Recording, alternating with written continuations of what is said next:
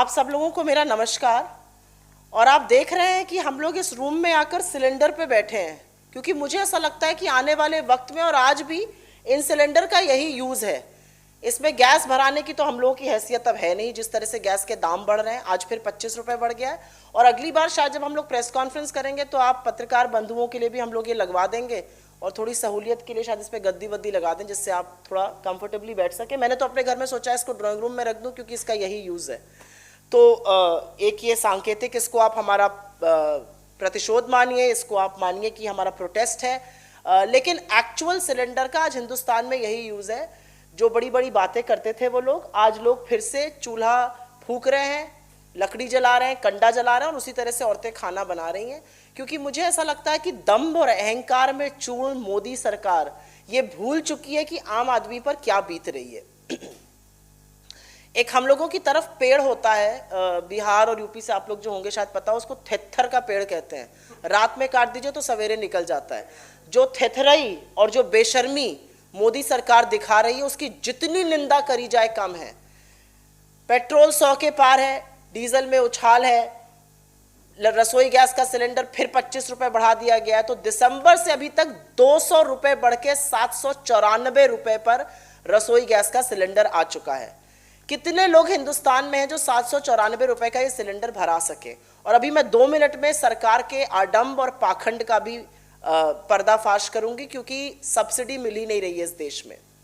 तो जब इस तरह से दाम बढ़ रहे थे और हम लोग बार बार सरकार के सामने इस बात को प्रस्तुत कर रहे थे और उसको आगे ला रहे थे, तो हमें लग रहा था कि सरकार थोड़ी संवेदनशीलता दिखाएगी, जो राजधर्म है वो निभाएगी।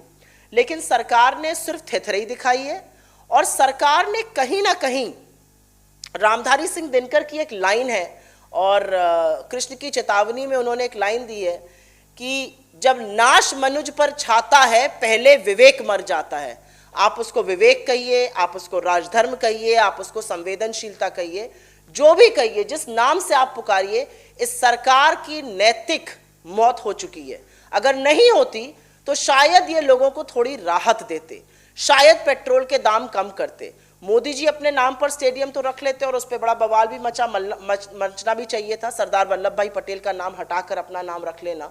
लेकिन सच तो यह है कि मोदी जी ने शतक लगाया है, तो शायद वो डिजर्व भी करते हैं। ये अलग बात है कि शतक उन्होंने क्रिकेट की पिच पे नहीं, पेट्रोल के दामों पर लगा दिया है। खैर, अभी एलपीजी सिलेंडर की बात करते हैं। देश में 28 करोड़ से ज्यादा एलपीजी उपभोक्ता हैं। 28 करोड़ लोग एलपीजी सिलेंडरों को खरीदते हैं। आप खुद, हम सब लोग मिडिल क्लास लोग हैं। हम में से कितने लोग 1 या 2 सिलेंडर महीने का अफोर्ड कर सकते हैं, ये सोचने वाली बात होगी। और अब मैं बताती हूं सरकार का जो आडंबर और जो झूठ है। कल ही पेट्रोलियम मिनिस्टर, और इनके मंत्री भी बड़े अद्भुत हैं, इनके मंत्री मुद्दे की बातें नहीं करते हैं। बाल और महिला विकास मंत्रालय की जो मंत्री हैं, उनको सिर्फ राहुल गांधी जी नजर आते हैं। उनको महिला का विकास, महिलाओं के खिलाफ अपराध कभी भी नहीं दिखता, उसके बारे में वो कभी भी बात नहीं करती हैं। उस पर बिल्कुल दही मुंह में जम जाता है।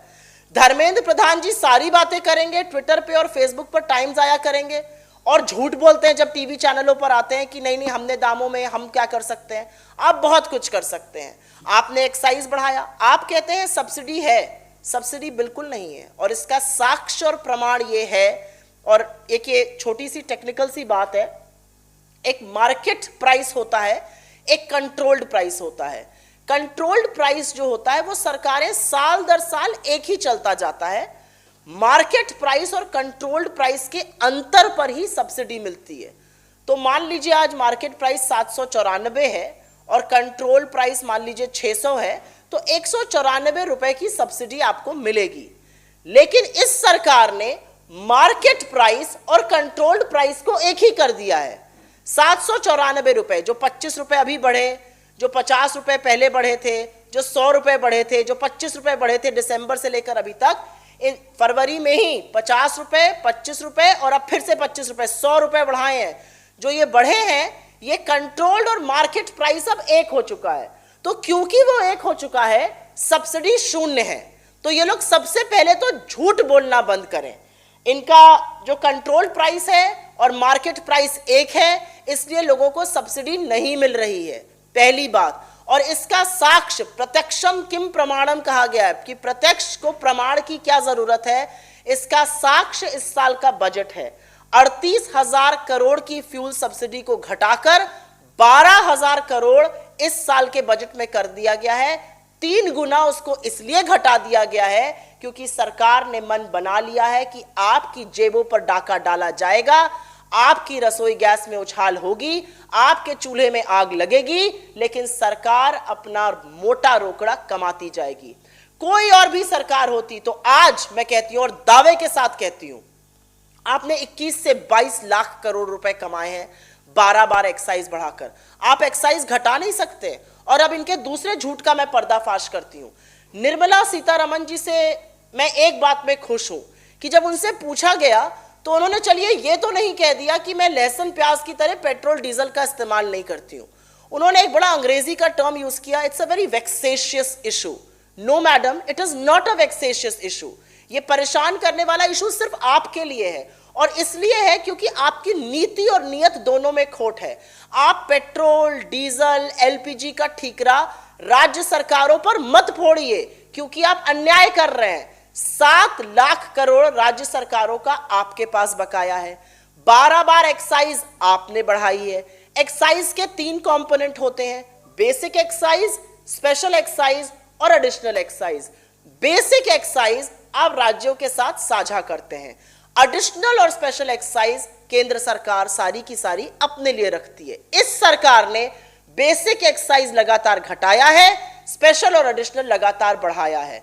उसके बावजूद भी हमारी सरकारों ने, जैसे राजस्थान ने 2% वैट कम किया जिससे उन्होंने 1,000 करोड़ की चपत ली, लेकिन संवेदनशील सरकारें यही करती हैं।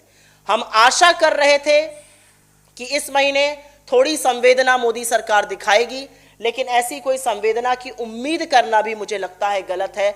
और मैं फिर रिपीट करूंगी, विनाश काले विपरीत बुद्धि।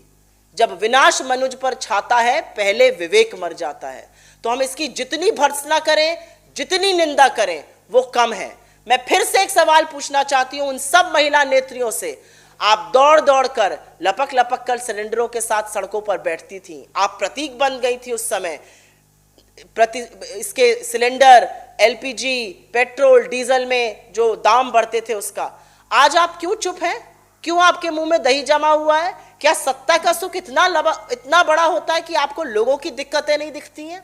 और मैं एक सवाल जरूर इस सरकार से, जरूर धर्मेंद्र प्रधान जी से और मोदी जी से पूछना चाहती हूं। आप ही का ये किया हुआ है और आप प्रीवियस सरकारों को ब्लेम करते हैं। आपको झूठ बोलने में भी लाज नहीं आती। मोदी जी आजकल अपनी नई वेशभूषा में खड़े होकर कहते हैं कि क्योंकि प्रीवियस गवर्नमेंट्स ने इंपोर्ट इतना बढ़ा दिया था हम कुछ नहीं कर पाए। अब उसका भी सच सुन लीजिए। प्रीवियस गवर्नमेंट्स मतलब हमारे समय में 2014 में कुल खपत टोटल कंजम्पशन का 83% मतलब 83% इंपोर्ट होता था। मोदी सरकार में 88% इंपोर्ट हो रहा है, मतलब मोदी जी की नाक के नीचे क्रूड ऑयल का इंपोर्ट बढ़ गया है। आपने हमारी निर्भरता बढ़ा दी है, पहला पॉइंट। दूसरा पॉइंट, और इसको जरूर आप लोग सुनिएगा गौर से क्योंकि ये इंपॉर्टेंट पॉइंट है, ये इसलिए नहीं बढ़ा है क्योंकि हम और आप ज्यादा ईंधन यूज कर रहे हैं। इकोनॉमिक मंदी के चलते, अर्थव्यवस्था को ठप करने के चलते हमारा कंजम्पशन तो घट गया है।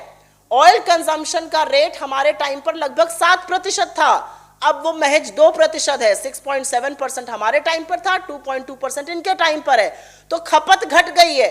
उसके बाद भी इंपोर्ट क्यों बढ़ रहा है? क्योंकि हमारी ऑयल प्रोड्यूसिंग कंपनीज जैसे कि ओएनजीसी हो गया, ऑयल इंडिया हो गया, ये कम ऑयल प्रोड्यूस कर रही हैं। और ये कम ऑयल क्यों प्रोड्यूस कर रही हैं? इसमें भी एक बहुत बड़ा षड्यंत्र है। ये कम ऑयल इसलिए प्रोड्यूस कर रही हैं क्योंकि सरकार ने इनके खजानों पर डाका डाला है। ओएनजीसी का 2014 में एक्सप्लोरेशन का बजट, जब ऑयल एक्सप्लोर होगा तभी ऑयल मिलेगा, एक्सप्लोरेशन का बजट लगभग 12,000 करोड़ रुपए होता था। 2020 में वो आधा हो गया है, 6,000 करोड़ रुपए हो गया है। तो वो कम एक्सप्लोर करेंगे, कम ढूंढेंगे और कम ऑयल निकालेंगे। ये इसी सरकार में मोदी जी की नाक के नीचे हो रहा है। ओएनजीसी के कैश रिजर्व्स लगभग 12,000 करोड़ रुपए होते थे, आज वो कैश रिजर्व्स 1000 करोड़ रुपए से कम हो गए, 91% की गिरावट हो गई है। क्यों? क्योंकि सरकार ने एचपीसीएल जबर रन खरीदवाया ओएनजीसी से अपने डाइवेस्टमेंट फिगर्स पूरे करने के लिए। तो दूसरों पर जब आप उंगली उठाते हैं ना मोदी जी, तो 4 उंगलियां आपकी तरफ उठती हैं। आप ये भूल जाते हैं कि आप ही की नाक के नीचे आपने इंपोर्ट बढ़ाया, हमारी निर्भरता बढ़ाई, आप ही की नाक के नीचे खपत घटी क्योंकि आपने इकोनॉमी का तो मटिया मेट कर दिया है, आप ही की नाक के नीचे हमारी oil producing companies come oil produce कर रही है क्योंकि आपने उनके खजानों पर डाका डाला हुआ है। तो कुछ बातों का जवाब तो आपको देना पड़ेगा। पहला जवाब आपको देना पड़ेगा कि आप इतने निष्ठुर और निर्दयी क्यों हैं। आप क्यों गैस के दामों में जबरदस्त उछाल ला रहे हैं? आपने किस नैतिकता से आज 25 रुपए दाम बढ़ा दिया? आपने शतक लगा दिया पेट्रोल पर, बड़ा कीर्तिमान आपने स्थापित किया। कब आप एक्साइज घटाइएगा? आप क्यों लगातार झूठ बोलते हैं कि सरकार, राज्य सरकारें कम कर सकती है? राज्य सरकारों के पास राजस्व नहीं है। कम अगर कोई कर सकता है तो केंद्र सरकार कर सकती है, आप कम क्यों नहीं कर रहे हैं? और हमारा अंतिम सवाल इस सरकार से यह है, आप लगातार एलपीजी पर लगी हुई सब्सिडी पर झूठ क्यों बोलते हैं? सच तो यह है कि आपने मार्केट प्राइस और कंट्रोल्ड प्राइस को एक कर दिया है, सब्सिडी की गुंजाइश ही नहीं रह गई है, लेकिन आप लगातार झूठ बोलते हैं। तो इतना अनैतिक, इतना भ्रमित करने वाला काम आप क्यों करते हैं? यह सवाल आज देश जानना चाहता है।